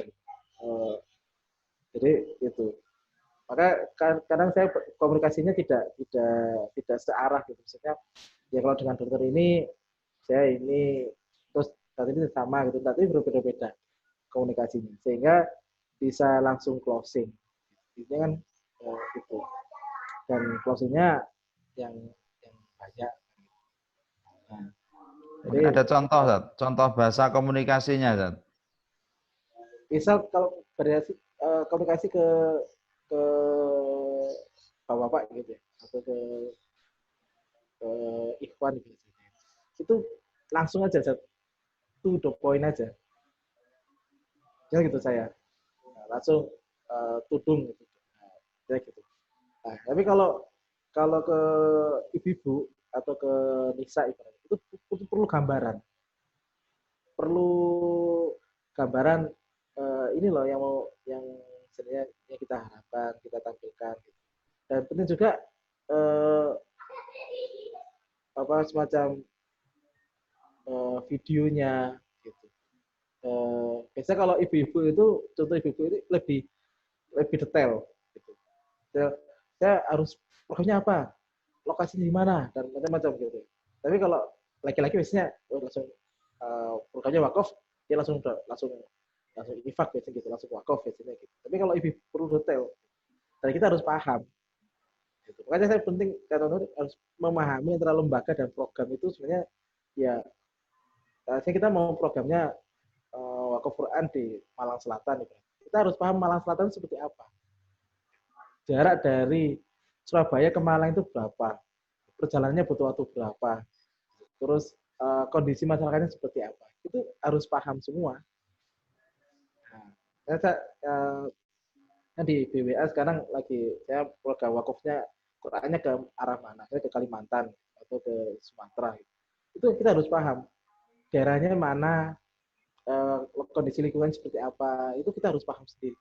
Supaya apa? Ketika ada orang tanya kita paham. Nah, biasanya ini pengalaman teman-teman yang bergerak di fundraiser gitu, kayaknya kurang memahami ini, kurang memahami kondisi yang dia tawarkan.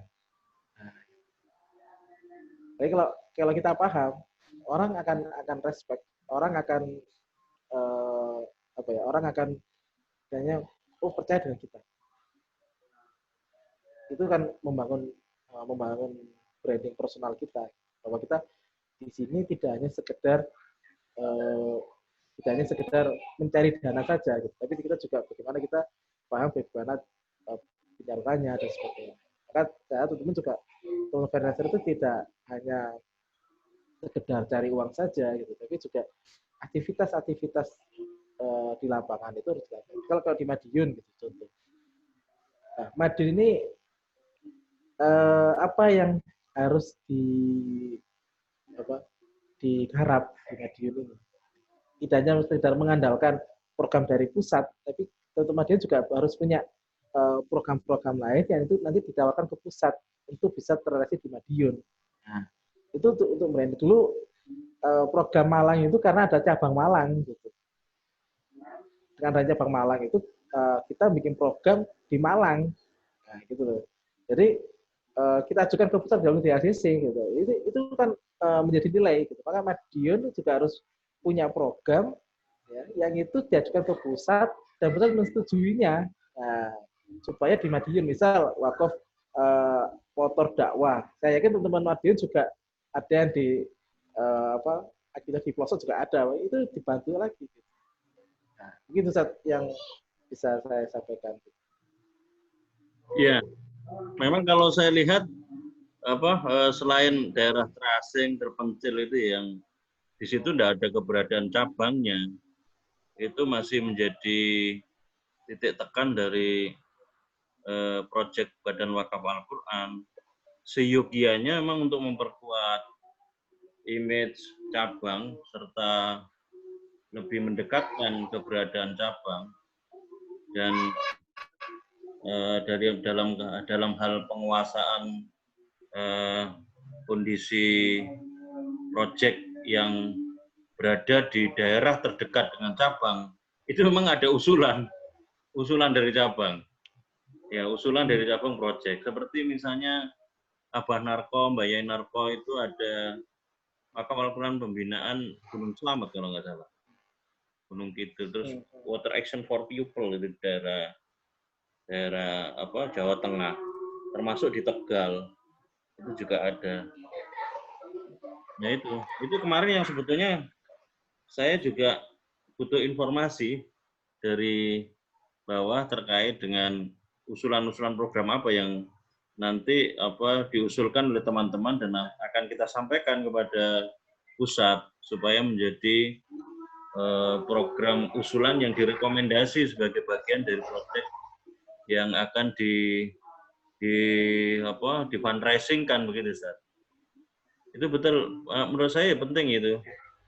Selain mungkin nanti perlu kita datangkan juga di sharing digital fundraising itu Abah Erwin ya yang menguasai banyak lapangan soal proyek-proyek untuk memperkuat knowledge of project kita, pengetahuan ya Babe itu, pengetahuan tentang proyek kita, karena betapapun selain pendekatan-pendekatan spesifik atau khas macam Ustadz Wendika maupun Ustadz Nasruddin ya dengan segala keunikannya itu ternyata memang hal yang pokok adalah main produknya itu harus memang benar-benar main projectnya, maksudnya project yang disosialisasikan benar-benar harus dikuasai ya sebagai bagian yang tidak terpisah, yang penting untuk kemudian bisa dikomunikasikan kepada calon wakif maupun wakif ya. Kalau sudah wakif tentu kebutuhan informasinya adalah update perkembangan proyek yang diselenggarakan. Dan kemarin kelihatannya BWA sudah memulai memanfaatkan teknologi Zoom untuk mengupdate perkembangan informasi proyek di Masamba itu kemarin. Ini kan hal yang baik menurut saya yang sekarang ini sudah mulai dilakukan untuk memperkuat kegiatan fundraising yang kita selenggarakan, sehingga ini semakin menambah lagi optimasi dan masifikasi kegiatan fundraising melalui kanal digital. Jadi uraian yang disampaikan oleh Swandika juga penting ya, terkait dengan kegiatan online itu kalau memang difokusi dan ini bisa ditekuni, terus kemudian secara berproses lama akhirnya ketemu polanya, itu akan lebih dahsyat hasilnya dibanding dengan kegiatan offline. Jadi, sudah ada banyak data yang menyebut bahwa beberapa lembaga filantropi yang tidak aware dengan kegiatan digital itu sangat kesulitan di tengah kondisi pandemi sekarang. Apalagi ini pandeminya juga nggak terprediksikan sampai kapan selesainya kan. Artinya kan masih strategis menurut saya kegiatan online yang kita selenggarakan ini. Jadi ya tinggal bagaimana kita bisa mengkreasi dengan uslub-uslub atau teknik-teknik yang baik di antara kita sehingga ketemu dan kita saling sharingkan gitu. Apa yang bisa misalnya success story yang dilakukan oleh Ustadz Nasruddin, barangkali mungkin bisa ketemu lagi success story kegiatan digital fundraising di tempat yang lain, kita saling bisa berbagi informasi dan sharing itu, sehingga kita nanti akan ketemukan polanya. Monggo teman-teman, mungkin ada yang ingin menyampaikan, sudah saya unmute secara otomatikly, barangkali mungkin ada yang ingin disampaikan. Ustadz Vicky mungkin dari Makassar, Ustadz Vicky. Setelah Ustadz Martin tadi memberi komen yang singkat saja. Ustadz Vicky. Monitor Ustadz Vicky. Atau Ustadz Laude Abdul Salam. Ini juga dari Makassar.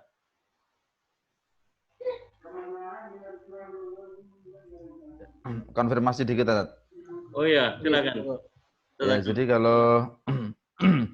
kalau Pak Indika ini berarti pendekatannya ke wakif justru di edifikasi tentang program ya, artinya kuat di informasi tentang program. Iya, iya, iya. Sehingga wakif itu benar-benar tertarik karena program. Kalau Ustaz Nasruddin kemarin kan dia tidak berpikir program itu di mana, tidak masalah, tapi yang penting bagaimana membina kedekatan dengan wakif melalui WA doa, WA tausiah, WA itu kemudian terus ditawarkan aja program, sembarang program kan gitu maksudnya kalau Nasruddin kemarin. Jadi bahkan bukan program di Surabaya kan, tapi program-program dan sukses ya. Dan sukses gitu. Artinya kalau Ustaz Nasruddin kan pendekatannya tidak masalah programnya itu di mana, berupa apa, tapi yang penting wakif itu percaya kepada kita, dia akan berwakaf lewat kita kan gitu. Poinnya kan Ustaz Nasruddin kan di sana. Cuman ya, nah yang saya agak kesulitan itu kalau dengan polanya Ustaz Nasruddin kan bagi wakif-wakif yang sudah kenal baik kan itu bisa itu, tapi wakif baru yang benar-benar baru itu beliau sendiri ternyata juga belum bisa closing. Paling dari informasi dari wakif yang sudah pernah kemudian diberikan ke saudaranya atau ke temannya, ya itu baru bisa closing lewat sana. Tapi kalau yang benar-benar baru kita dapat, tidak kenal sama sekali, itu kan masih banyak kesulitan. Nah ini yang WA maksud saya. Kalau yang IG sama FB memang saya belum punya kekuatan ke sana, artinya karena update IG, update IG dan update Facebooknya juga belum sempat ajak gitu karena SDM kami yang terbatas. Yeah. Jadi kalau saya masih mengandalkan WA, kemudian wakif yang sudah pernah wakaf, nah itu yang tiap hari kita komunikasikan. Namun ya karena Madiun itu kota kecil, infaknya juga di bawah 1 juta, jadi ya begitu, hasilnya masih belum maksimal. Saya itu punya donatur di Madiun itu bisa 1 juta per hari per bulan. Gitu ya, subhanallah. Ya. Nah ini maksud saya kalau ada kiat-kiat apa saja yang perlu kita share ke mereka, atau awalnya dulu gimana kok bisa dapat orang Madiun, nah ini apa tiba-tiba saja atau dapat dari koneksi teman Madiun misalnya, kan membangun kepercayaannya yang tidak mudah.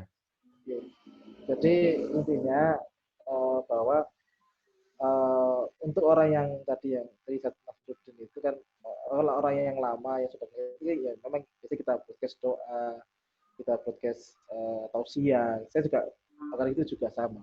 Nah untuk orang baru memang butuh edukasi itu, Zat. Memang butuh edukasi, penting butuh edukasi. Bahwa tadi karena kita dapat dokter baru, yaitu edukasi yang saya jelaskan itu harus detail, kita harus menguasai semua program. Dan penting lagi, ya ini buat kunci teman-teman ya, silaturahmi. saya hampir semua donatur itu saya silaturahmi semua. Mau yang Offline di deh, luar offline kota, ya? Offline, Zat? offline. Ya sampai Kediri, sampai mana pun, Zat. Gitu. Ya, jadi termasuk alhamdulillah setiap donatur itu saya layani. Misal saya punya donatur di Batu, gitu ya, Dr. Trianto. Dia punya sekolah, tapi nggak punya sistem.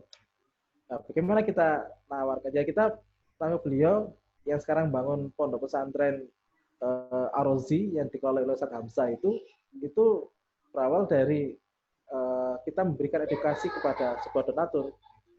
Jadi donatur itu tidak hanya sekedar kita cari dana ke kita, dana ke kita enggak, tapi kita bikin edukasi kepada mereka. Nah, jadi penting buat teman-teman semuanya bahwa pendekatan ke donatur itu tidak hanya satu arah, tapi bisa dua arah gitu. Biar bisa kesinambungan gitu. Alhamdulillah kan misal saya ada Ar-Razi kan sudah luar biasa. Tetamsa kan saya taruh di sana gitu ya. Beliau yang lola Ar-Razi gitu. Awalnya Ar-Razi itu juga karena saya setiap minggu itu pasti ke beliau, ke Dr. Trianto itu. Atau ke Pak Supresiden juga sama gitu. Saya juga hampir sebulan sekali pasti silaturahmi ke beliau. Jadi intinya ke teman-teman semuanya untuk menjalin donatur baru, awalnya memang kita punya misal ada 100 grup WA. Setiap hari kita share di situ. Bikin semacam personal branding lembaga dan personal di grup WA itu. Ketika orang dapat itu kita edukasi. Ya, kita tanya dulu gimana kondisinya dan sebagainya. Penting lagi ngajak. Jadi ngajak donatur itu misal ketemuan di mana. Misalnya ada donatur baru dari Lanut Abdurrahman Saleh gitu, perwira di Lanut. Dia sajak ke rumah gitu, sajak ke rumah, lihat aktivitas santri di rumah gitu ya. Dan alhamdulillah closing-nya luar biasa gitu. Closing-nya luar biasa. Apalagi sampai kurban gitu. Kalau kita kurban, beliau pesan sekitar 9 atau 10 ekor. Ya. Jadi padahal itu kenalnya cuma 1 bulan. Enggak lama. Tapi beliau percaya. Makanya kita penting ketika teman-teman yang dekatnya dari itu ke Madiun gitu. Madiun itu sebenarnya potensinya luar biasa. Luar biasa potensi. Luar biasa gitu. Maksudnya pabrik Inka juga di sana gitu. Terus Lanutnya juga di sana juga ada gitu. Jadi potensinya mereka di sana besar sekali gitu. Kita bisa membangun jaringan di sana gitu. Bagi teman-teman Madiun juga saya yakin paham lah daerahnya gitu. Jadi saya tekan ya di fundraiser itu ya kenikmatannya ya seperti ini tuh. Kita luar biasa lah gitu, kenikmatannya. Kita komunikasi, bisa sinergi dan sebagainya. Itu saya pikir. Ya, branding personal dan lembaga itu selain konfirmasi secara fisik kegiatan kelembagaannya supaya bisa terbangun kedekatan komunikasi. Nah itu tantangannya menurut saya Ustaz Agung dan teman-teman yang lain untuk bisa direalisasikan agar bisa mewujudkan satu kesinambungan komunikasi yang sustainable, yang berkelanjutan jangka panjang ya, karena kegiatan yang kita laksanakan itu kan bukan berorientasi kepada kepentingan jangka pendek ya, tapi di dunia ilal akhirah sampai kepada yaumul akhir lah gitu. Nah, tapi sudah investasinya sudah menurut saya sudah banyak dikeluarkan ya. Investasi dalam bentuk membangun kepercayaan kepada para wakil, calon wakil. Ini artinya kan sebetulnya tinggal bagaimana berproses, istiqomah, lalu pada saatnya nanti benar-benar terrealisasi kemaslahatan itu dalam bentuk dukungan sepenuhnya masyarakat itu terhadap kegiatan-kegiatan yang Badan Wakaf Al-Quran realisasikan, yang Badan Wakaf Al-Quran wujudkan begitu. Ya saya kira tinggal menunggu waktu ya. Nah ini selama masa proses ini yang butuh keistiqomahan, kesungguhan, dan kreativitas kita untuk terus bisa membangun upaya-upaya lebih dekat dengan berbagai style pendekatan ya. Ada model style pendekatan nafsiyah ala Ustadz Nasruddin, ada style pendekatan yang dilakukan secara terintegrasi macam Ustadz Waindika seperti ini. Saya jadi teringat kemarin misalnya ketika Ustadz Pompi menjelaskan soal funneling, tahapan-tahapan sampai kemudian bisa mewujudkan tujuan merealisasikan trust sampai kemudian benar-benar akhirnya wakif itu bisa mempercayakan sepenuhnya dana wakafnya kepada kita, itu juga butuh tahapan ya, tahapan banyak yang secara sengaja yang diarahkan untuk bisa pada akhirnya ujungnya benar-benar bisa diwujudkan trust itu dalam bentuk dukungan masyarakat. Dan kalau kita lihat ceruk potensi wakafnya luar biasa sekali ya, berarti kan masih banyak sebetulnya wilayah yang masih belum kita optimasikan. Oke, para Ustadz yang dirahmati Allah Subhanahu wa taala, para pejuang yang senantiasa diberkahi Allah Subhanahu wa taala, udah wakaf. Barangkali mungkin terakhir saya ingin berikan kesempatan lagi kepada panjenengan. Kalau tidak ada, saya berikan kesempatan kepada Ustadz Waindika untuk memberikan closing statement pada sharing digital fundraising pada kali ini. Ada teman-teman? Ya, jadi ya, monggo Ustadz Waindika, sudah dikasih closing statement. Oke. Jadi buat teman-teman semuanya, saya gini, yang saya sampaikan, pertama, saya itu sangat mencintai aktivitas saya ini, dan saya sudah sangat terlanjur nyaman dengan aktivitas ini. Gitu. Saking cintanya itu ya banyak hal yang sudah saya korbankan demi menyatukan diri saya dengan fundraiser ini. Kalau sudah satu DNA lah itu, kita sudah menjadi full time fundraiser. Gitu. Dan fundraiser itu adalah aktivitas yang membanggakan. Pertama, kenapa? Bisa memenuhi kebutuhan hidup kita. Yang kedua itu bisa membagikan orang lain. Jadi, yang pertama, kita nggak ragu. Kita nggak perlu ragu untuk apakah pekerjaan ini menjanjikan atau tidak. Itu kita nggak perlu ragu. Kenapa? Karena aktivitas ini sangat menjanjikan sekali. Sangat menjanjikan. Jadi kita jangan ragu, teman-teman yang di fundraiser, jangan ragu untuk menjalankan aktivitas ini. Dan uang itu bukan orientasi utama. Uang itu bukan orientasi utama kita dalam menjalankan aktivitas ini. Tetapi bagaimana kita menjadikan pengalaman dan pengetahuan kita itu sebagai orientasi yang utama. Nah, ketika pengalaman kita belum banyak, maka kita perlu menambah pengetahuannya itu. Terus tambah, upgrade informasi. Karena nggak ada namanya bin salabi, itu nggak ada. Dan pasti perolehan atau dana yang kita kumpulkan itu bisa datang dengan sendirinya, dengan kita berproses. Jadi saya berproses fundraiser itu nggak setahun 2 tahun. Berapa tahun saya berproses di fundraiser itu, dari awal yang mungkin 1 bulan 2 bulan susah closing gitu, sampai bisa sekarang bisa mungkin 1 bulan bisa 1 juta yang bisa closing gitu. Itu butuh proses. Jadi teman-teman yang sekarang baru awal atau sekarang sudah jalannya, ya jadi insya Allah dengan apa yang kita dapatkan itu berkahnya luar biasa. Terus yang penting lagi, selain kita senang jalan ini, kita harus terus mempelajari. Kita harus terus menggali pengalaman. Saya banyak pengalaman ya dari teman-teman yang konsen di sini. Misal tadi ada Ustadz Erwin, Ustadz Babe gitu. Beliau itu banyak sharing dengan saya bagaimana membangun dengan donatur gitu. Bagaimana membangun komunikasi dengan donatur gitu. Beliau ketika keluar kemanapun pasti mampir ke Surabaya gitu, ke Galena gitu. Karena beliau membangun trust dengan teman-teman di Galena. Jadi teman-teman nggak harus gitu. Jadi kita nggak teman harus bisa membangun trust di tengah-tengah masyarakat. Misal di Madiun tadi Ustadz Agung, bagaimana kita membangun trust dengan teman-teman di Tulung Agung. Ya, karena saya juga alhamdulillah ada donatur Tulung Agung itu yang rutin ke Madiun, yang rutin ke kita. Gitu. Terus juga yang pertama ya kita banyak melakukan percobaan.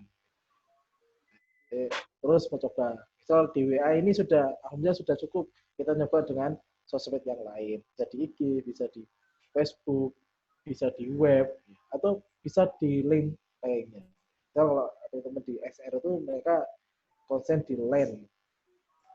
Mereka dan yang terakhir adalah perbanyak aset digital. Ini sangat penting. Jadi jangan kita hanya meniru saja, tapi kita juga harus mengumpulkan aset-aset digital kita itu. Itu mungkin yang bisa saya sampaikan ke teman-teman. Ya, makasih. Saya kira wassalamualaikum. Waalaikumsalam warahmatullahi wabarakatuh. Jazakallahu khairan kepada Ustadz Waindika yang sudah berbagi sharingnya.